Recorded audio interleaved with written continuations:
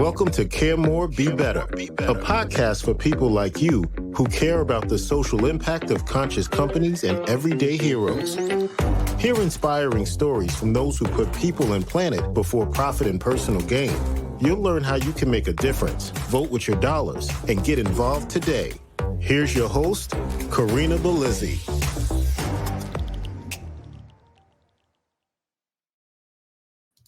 Hello, fellow do-gooders and friends. I'm your host, Karina Belizzi. I want to kick off today's episode by talking about something new in the world of climate research. This week, the News Bureau of the University of Missouri reached out to me to let me know about a new published study and concept that's helping scientists to prepare forests for climate change.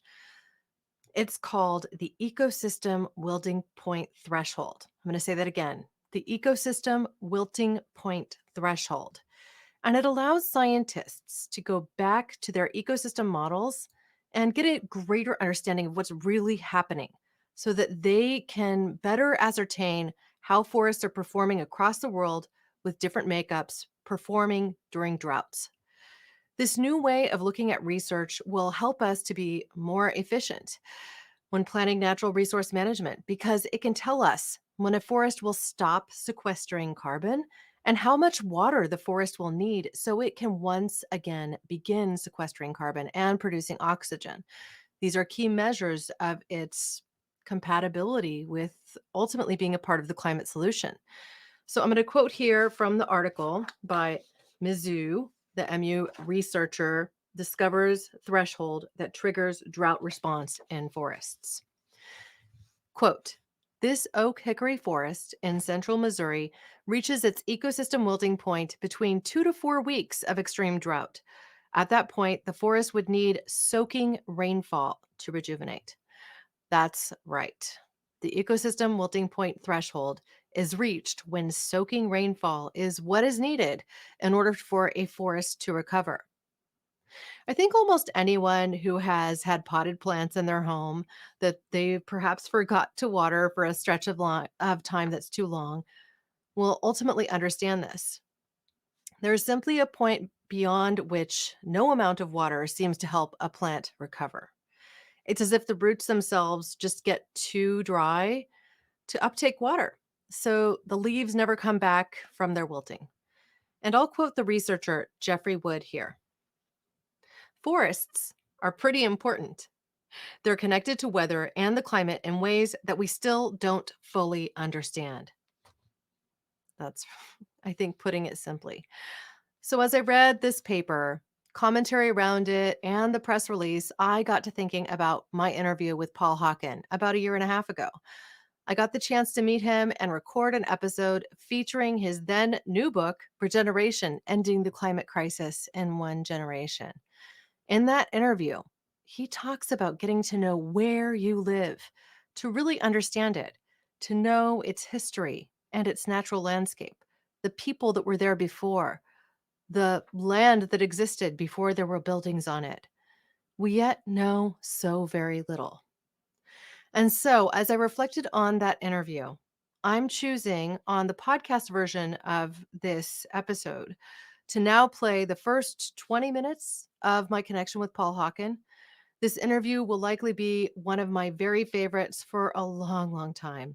And so today in the audio version, I'm sharing that with all of you with a heart full of love for my local forests, for those that survived fires, and the land that's still recovering in my home state of California. I hope you enjoy this look back to September 2021, before Regeneration would become his 6th New York Times bestselling book, as much as I do. For those watching on YouTube, I'll include the link along with where to find my original episode in the show notes related to this episode. Now, I'm looking here at the book, Regeneration, Ending the Climate Crisis in One Generation. I still hear people, especially in the climate space, talk about drawdown like the Bible. And I really want to say that I think that this book is it. This book should replace that. And I'm going to point to a few key sections of the book now because I think each of you should pick this up and take a look at these particular chapters.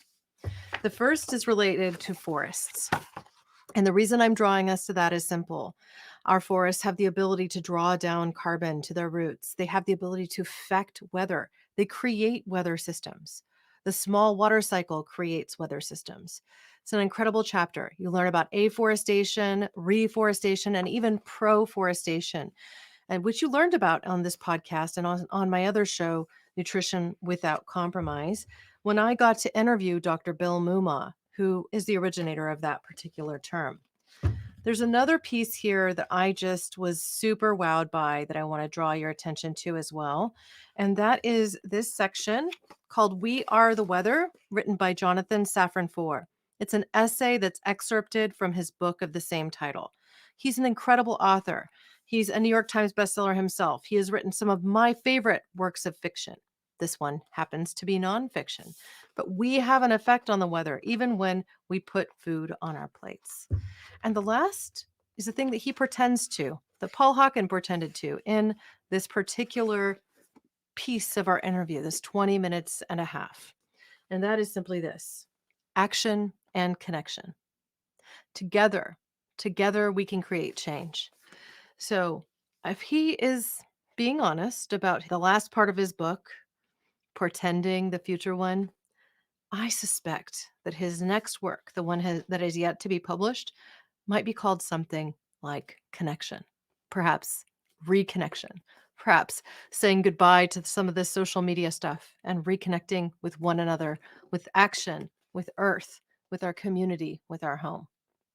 So I really hope that you've enjoyed this particular episode, which was more of a flashback to earlier work, but with current research that I think we should all be looking at the same time. And what I want to do is point you also to the complete interview that I did with Paul Hawken. I may be sharing in future weeks excerpts like this one again, but I also did a deep dive into each section of the book on this podcast, 10 episodes strong, going through chapter by chapter: oceans, farming, wilding, letting land return to wild, etc. And I did so because I also acknowledge that not everyone will pick up the book. And also, some of us learn by listening. So hopefully these things are an asset to you as well. I want to also share some news from my community here. There are local farms in the Santa Cruz County area that are working to engage young students with the act of farming and build more regenerative systems. There are also protests happening around the state and around the globe as part of Fridays for the Future. And as I record this episode, I am prepping to go to Palo Alto to connect with my friend Matt Schlegel, who I've interviewed on this podcast before. The next time I have a YouTube to share with you all, you're likely going to see snips specifically from that event. With that, I want to thank all of you for joining me today. And just to remind you that your actions, the things that you do in the day-to-day, can actually support our forests, can support the ability of our forests to sequester carbon. We can all be a part of the change. We can help plant more trees. We can ultimately build forests that are more resilient. But it will take all of us paying attention and getting to know how they work, what their wilt point is, along with researchers, along with scientists and collaborators to really get there. Thank you, listeners and watchers, now and always, for being a part of this pod and this community, because together, through action, connection, and more, we can do so much more. We can care more. We can be better. We can regenerate Earth. Thank you. Thanks for listening to Care More, Be Better, a podcast for social good.